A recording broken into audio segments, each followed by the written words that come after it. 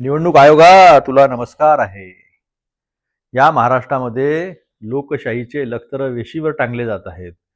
संविधान तर केव्हाच बाजूला टाकून दिलेलं आहे. बिनधास्त नगरसेवकांवर अपक्ष असो, विरोधी पक्षाचे उमेदवार असो, त्यांच्यावर दबाव टाकला जातो आहे. पैशाची आमिष दाखवल्या जातो आहे. तुमचे धंदे पाणी बंद करू अशा पद्धतीच्या धमक्या देऊन देऊन फॉर्म वापस घेऊन अविरोध निवडणुका करण्याचा कार्यक्रम जो आहे तो महाराष्ट्रात बिनदिक्कतपणे सत्ताधाऱ्यांकडून चालू आहे.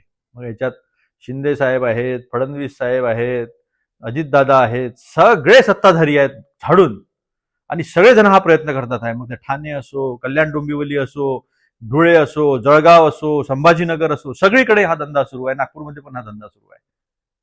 अरे कशाला घेता निवडणुका? लुटमारच करायची आहे. लोकशाही तुम्ही तशी संपवली. आता वोट चोरी करत होते, आता तुम्ही उमेदवारांची चोरी करत आहात.